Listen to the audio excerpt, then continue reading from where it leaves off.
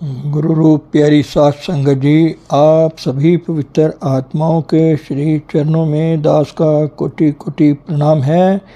परम पूज्य परम संत कृपाल सिंह जी महाराज जी प्रातः काल के प्रवचनों में सात संगत को फरमा रहे हैं। आपने जपजी साहब में पढ़ा होगा, लख आकाशा आकाश लख पताला पताल, अर्थात जब आप ऊपर दिव्य मंडलों में चढ़ाई करते हैं तो अनंत सृष्टियाँ खंड मंडल आकाश रास्ते में आते हैं। प्रमाण महापुरुषों ने दिए हैं, लेकिन लोग इनका सही मतलब नहीं समझते। गुरु नानक साहिब ईरान गए, वहाँ उन्होंने यही बात कही। किसी ने एक मुसलमान फ़कीर के पास जाकर शिकायत की, हमारे कुरान में तो सिर्फ 7 आसमानी का जिक्र है, यहाँ एक फ़कीर आया है जो कहता है कि आसमान दर आसमान अनगिनत आकाश इस सृष्टि में है। गुरु नानक उस फ़कीर के पास गए और कहने लगे, अगर आपको अंतर की आँख इस हद तक खुली है कि आपको 7 आसमानों तक ही नज़र आता है तो बड़ी अच्छी बात है। आपकी रसाई 7 आसमानों तक तो सही है, मगर उसके आगे भी अनंत आकाश हैं, अनंत मंडल हैं। धर्म ग्रंथों में इशारे मिलते हैं। लोग रोज़ाना नियमित रूप से जपजी साहब का पाठ करते हैं, उसका मतलब नहीं समझते। महापुरुषों ने जो देखा उन्होंने ग्रंथों पोथियों में लिख दिया। गुरु नानक साहब ने कहा, आकाश अनंत है, आप अनुमान नहीं लगा सकते उसका ना उसकी सृष्टि का। जपजी साहब इस तुक की यही खूबसूरती है, हम खाली पढ़ छोड़ते हैं, उसका मतलब नहीं समझते। ऊपरी ऊपरी ज्ञान ध्यान वास्तव में अज्ञान है। लोगों को समझने के लिए, उनसे बात करने के लिए हमें उनकी भाषा का प्रयोग करना पड़ता है, लेकिन सारी भाषाएं उन भाषाओं द्वारा की गई व्याख्याओं तक सीमित हैं। वो उस अनंत का वर्णन नहीं कर पाती। आप उस चीज़ को अपनी आँखों से देखें, तभी उसकी शोभा का अंदाज़ा आपको होगा। मौलाना रूम एक जगह कहते हैं, मैं कुरान का सारा सार तत्व आपको पेश कर रहा हूँ। क्लेवर जो है, हांड मास का ढांचा मैंने छोड़ दिया है, रूह निकाल कर आपको पेश कर दी है। जो भाषा मौलाना रूम ने प्रयोग की है वो बहुत सख्त है। उनके सही लफ्ज़ हैं, मैंने कुरान के अंदर से सारा मग़ज़ निकाल लिया है और गोश्त और हड्डियों को कुत्तों के लड़ने के लिए छोड़ दिया है। लोग लफ्ज़ों पर जाते हैं, लफ्ज़ों की तय में क्या है इसको जानने की कोशिश नहीं करते। अमुक शब्द का उच्चारण क्या है क्या नहीं, यूँ बोला जाता है या यूँ शुद्ध अशुद्ध उच्चारण पर लड़ते झगड़ते रहते हैं। इसलिए मौलाना रूम कहते हैं, मैंने कुरान शरीफ में से उसकी रूह मग़ज़ निकाल कर पेश कर दिया है। मौलाना रूम सच्चे मुसलमान थे, पहुँचे हुए फ़कीर थे। इन बातों को समझाने के लिए भाषा का प्रयोग करना पड़ता है, मगर भाषा में केवल संकेत ही दिए जा सकते हैं। हवाई जहाज़ में यात्रा करते समय आप नीचे देखें तो बादलों की तहें दिखाई देंगी। जब आप बादल की तह के पार जाएं तो उसके नीचे दूसरी तह दिखाई देगी। जब आप बादल की तह के पार जाएं तो उसके नीचे दूसरी तह दिखती है। इसी तरह ऊपर और ऊपर एक के बाद एक बादलों की कई तहें आप पार करते हैं। अब यदि आप किसी किताब में छपा इस बात का वर्णन किसी आदमी से जिसने हवाई जहाज़ पर यात्रा ना की हो को पढ़ने को दे तो वो क्या समझ पाएगा। इस सारी बात का निचोड़ ये है कि हम अपने आप को जानें, भावना करके नहीं, ग्रंथों की लिखती द्वारा नहीं, वर्ण तन मन के इस पिंजरे से ऊपर आकर अपने यथार्थ आत्म स्वरूप से देखें। जब आप मन इंद्रियों से ऊपर उठकर अपने आत्म स्वरूप को अनुभव करेंगे तो आपका दृष्टिकोण बदल जाएगा। उसके लिए विद्वता की ज़रूरत नहीं और ना ही किताबों के अध्ययन की। अपनी आँखों से अपने यथार्थ स्वरूप को देखने की ज़रूरत है। पढ़ा लिखा आदमी आपको 100 तरीक़ों से समझाएगा, प्रमाण देकर बताएगा, जबकि एक अनपढ़ आदमी उसी बात को थोड़े से सरल शब्दों में बयान कर देगा। बुल्ले शाह साहब अपने गुरु शाह इनायत के पास गए, जो माली का काम करते थे। वो उस वक्त धान की पनीरी लगा रहे थे। बुल्ले शाह ने पूछा, साईंदा की पावना अर्थात परमात्मा को कैसे पाया जा सकता है?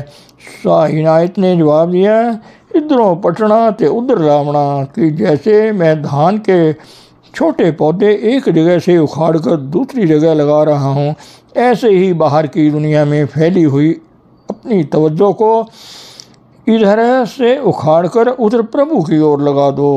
सिर्फ तवज्जो के बदलने का सवाल है। अब मैं आपको देख रहा हूँ तो केवल आप ही को मैं देखूँ, मेरी सारी तवज्जो आप पर ही केंद्रित रहे। उस वक्त ना तो मैं किसी और को देखूं, ना किसी के बारे में सोचूं।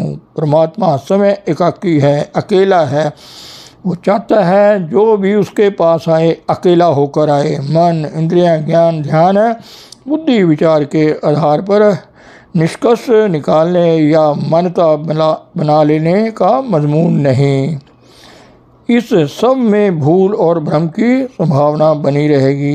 एक चीज़ को अपनी आँखों से देखना सर्वोपरि है। कुदरत के नियम और विधान के अनुसार हर चीज़ अपने असल को, अंशी को पाना चाहती है। मोमबत्ती को जलाकर उल्टा कर दो, उसकी लाट ऊपर को जाएगी, क्योंकि उसका अंशी सूर्य ऊपर है। आत्मा उस परमात्मा की अंश है।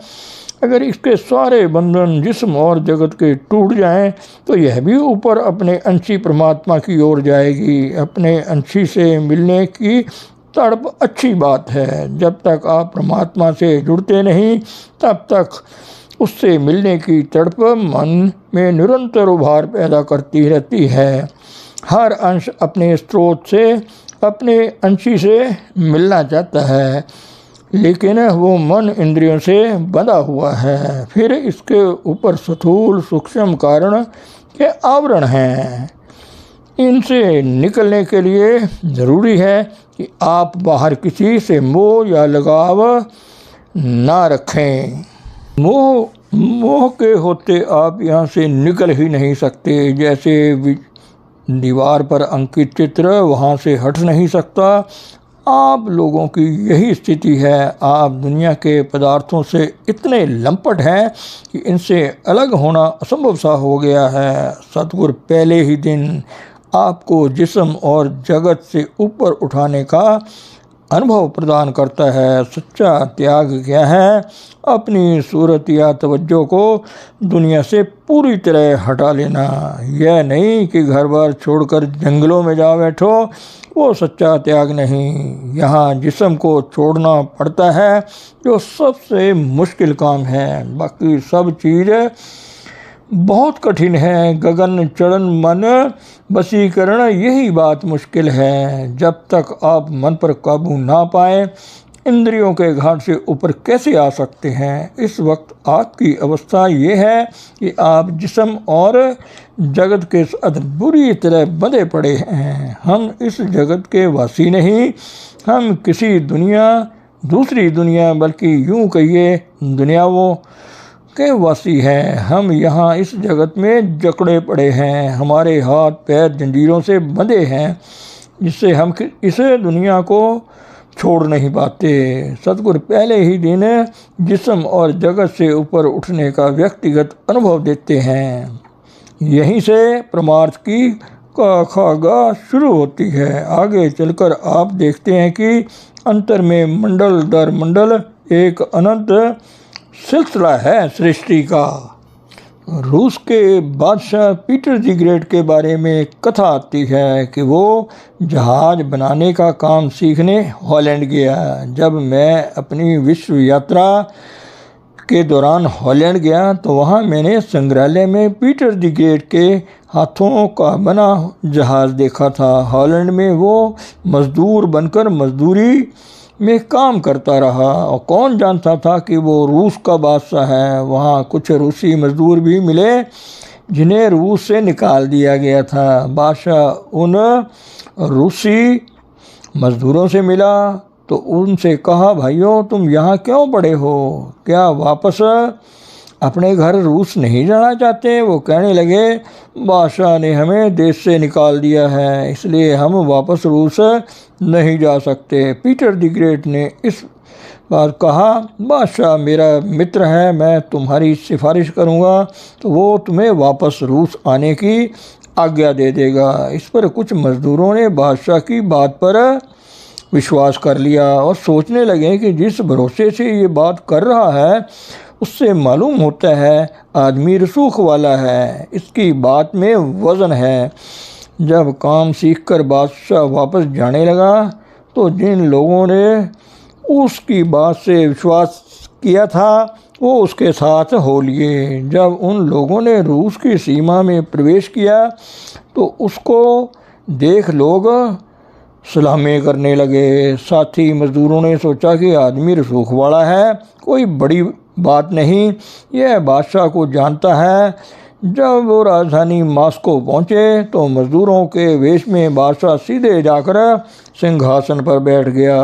उस वक्त वो एक मजदूर से कहने लगे, मैं ना कहता था कि यह कोई बहुत बड़ा आदमी है। यही बात गुरु पर भी घटती है।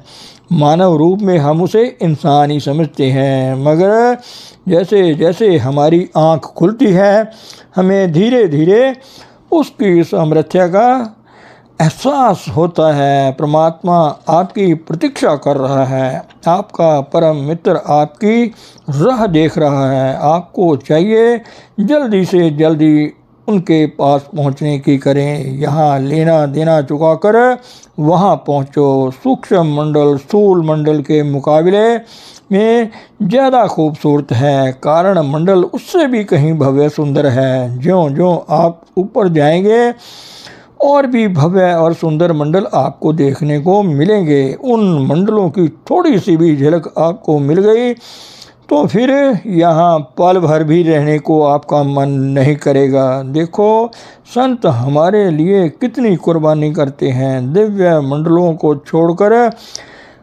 तुम्हें निकालने नीचे स्थूल मंडल पर आते हैं। दशम गुरु साहब ने एक जगह कहा, चिंता न भयो हमरो आवन को, ज्यों तो कहे के मोहे पठायो। हमारा जी नहीं करता था इस दुनिया में आने को, लेकिन प्रभु ने समझा बुझाकर हमें यहाँ भेजा कि जाओ भाई काम करना है, तो वो हमें वापस प्रभु के पास पहुँचाने के लिए आते हैं।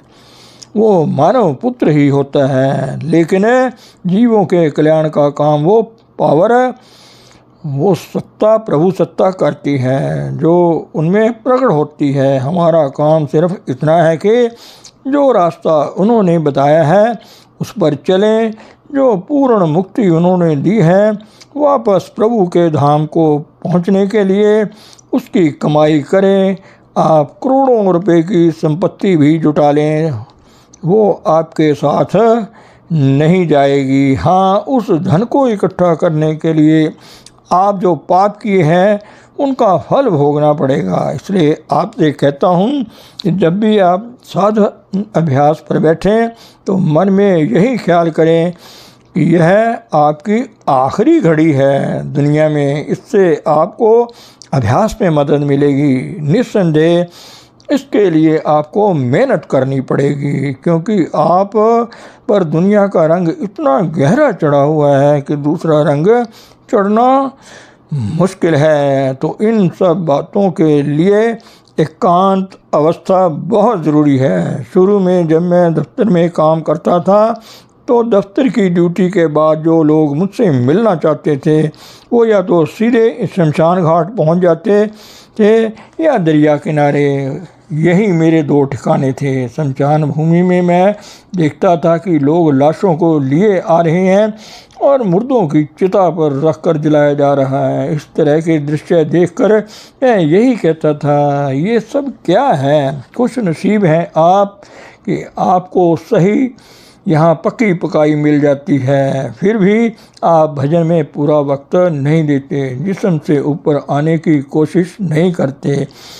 जब कभी आपसे इस बारे में पूछा जाता है, यही जवाब मिलता है, जी वक्त नहीं मिला। रोटी खाने को समय मिल जाता है, भजन के लिए क्यों नहीं मिलता। बड़ी ताड़ मार की जाए तो यही आप लोग कहते हैं कि आज से संपर्क कर लिया है, कल से भजन पर बैठेंगे। आप उनके सामने झूठ बोल रहे हैं, जो सब जानता है, देखता है।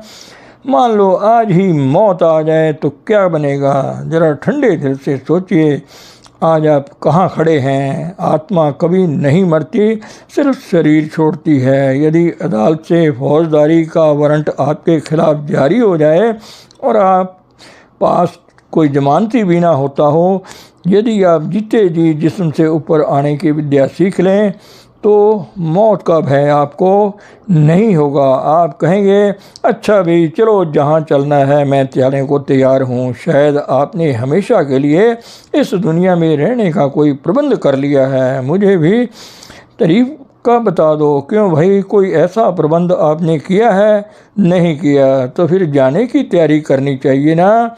एक दिन सबको यहाँ से जाना है। जीते जी जिस्म से ऊपर आना सीख लो तो आप बड़े आराम से हंसते हंसते जाओगे। धन सतगुरु, धन गुरु रूप प्यारी साध संगत जी।